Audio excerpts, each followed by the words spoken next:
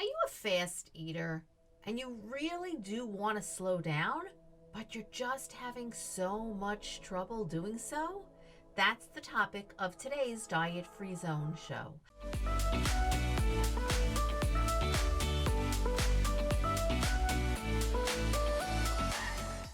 Hi, I'm Bonnie Giller, registered dietitian, nutritionist, and certified intuitive eating counselor. So here we are, and we're going to be talking about how do we slow down the rate of eating.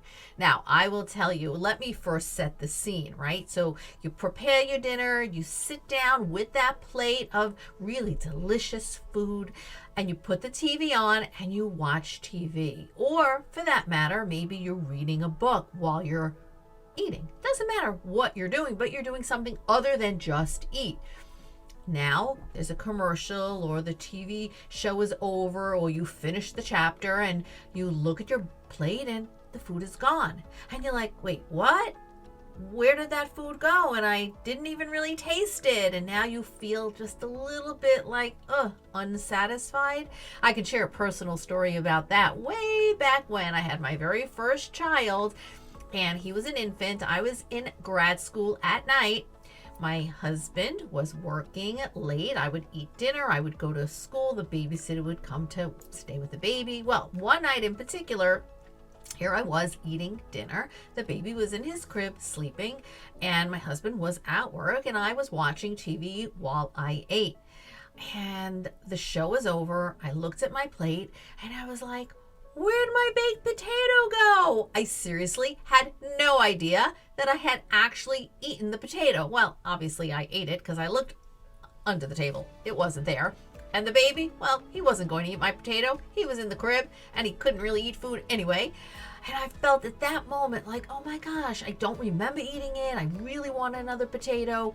But I wasn't going to have another potato because the only other one ready was for my husband in the fridge for his dinner when he came home.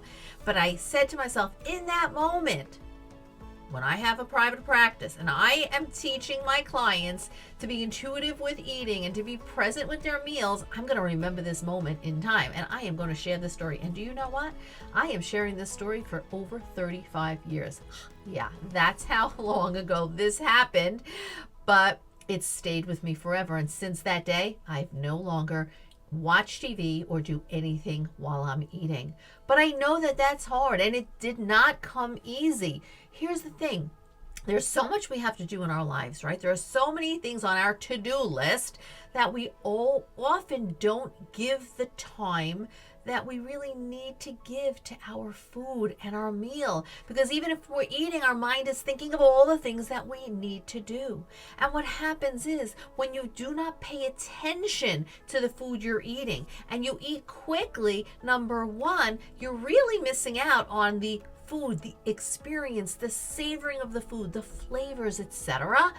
And it's very difficult to attune to your satiety signals. And many times, if you're eating distracted or you're eating too fast, what might happen is you bypass your comfortable fullness signal. So if you're not paying attention, you may in fact miss that signal. Now, some people say, well, when I watch TV and I eat, or I read when I eat, I actually eat slower.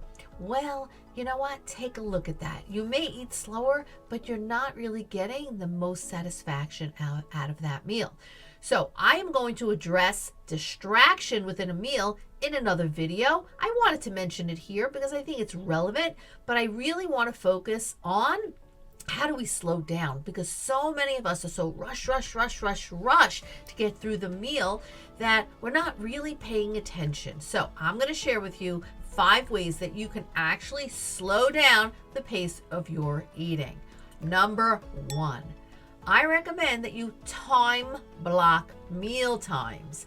That means set aside in your calendar, in your planner, in your day, approximately, give or take, about 30 minutes to enjoy your meal.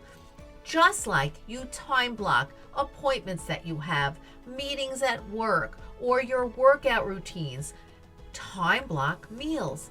We often just don't give it the time that it deserves. If you only give yourself 10 minutes to eat, well, how fast do you think you're going to eat? Really fast. Now, what ends up happening is you're eating quickly. Your brain doesn't get the signal that you've had enough to eat, and so you go for more. Because it takes about 20 minutes for the brain to get from the belly to the brain that you've actually had enough and that you're satisfied, and to shut down those hunger signals. So we really want to have sufficient time to allow those signals to travel to the appetite center in our brain. Okay? You got that? So if you're not giving yourself enough time to eat, then of course you're going to eat quickly. And when you eat quickly, you finish the food real fast, you end up going for more because you don't feel satisfied. And then you end up feeling overfull. All right, so number 1 is to time block meal times. Number 2 is put your fork down in between bites. Now, this is not a rule at all. You know by now, I don't believe in rules. But this is a suggestion. Give some thought. When you eat, you put a forkful of food in your mouth, and you are now focusing on loading that forkful up with yet another bite of food. And so what's happening? You're not paying attention to what is in your mouth. You're just quickly eating it, filling up the next forkful, putting it in, and repeat. If you put the fork down, or if you take a bite of a sandwich and you put the sandwich down and you actually focus on what is in your mouth and you savor it, you're going to have a whole new experience, and you will, in fact, slow down. Number 3, chew slowly. This also kind of piggybacks onto number 2 about putting your fork down. Do you shovel your food in your mouth and just gulp it down, or do you take the time to chew your food? It's so important to chew your food well and to, again, get the flavors and the textures and everything out of the food. Like, really have your mouth experience what you're eating. Really important. Number 4 is use your non-dominant hand to hold the fork. Now, I'm sure you've heard this before, but I'm going to ask you, do you do this? Have you done this? I was recently at a party with some friends, and I was sharing ways in which, I don't know how we got into the conversation of eating quickly, and I was sharing ways that in which we can slow down. And we said, well, you're right-handed, try eating with your left hand. And she actually tried it right there and then. And she was having so much difficulty. We were laughing. It was fun. But she realized, wow, this is actually slowing me down. Now, another thing you can do is use chopsticks to slow you down. So instead of using a fork, try to eat with chopsticks and see how that works out as well. And number 5, I'm going to circle right back to what I said earlier when I started this video, is eat without distraction. Once again, when you have distractions in front of you, you are not paying attention to what you're eating. It's so easy to ignore the fullness signals, right, that you have. And it's so easy to bypass just even the deliciousness, if you will, of the meal. You're not paying attention. And in essence, you either eat fast or you're just not paying attention. Ultimately, the end result is not getting full satisfaction out of this meal. So if you decide that, look, eating is not a chore, because I know for so many people will say, oh, I don't have time to really sit and allocate time to my meal. And like, why not? Don't you deserve that, right? It's important to sit down, appreciate the food in front of us, take our time. You are worth it. Now, I know it's not so easy to, number 1, eat without distraction, and number 2, to slow down the rate of eating if you are a fast eater, but try your best to implement at least some of these steps and strategies that I'm sharing with you, and then come back and let me know how you're doing with slowing down the rate of eating and really tapping into that fullness signal and appreciating your meal.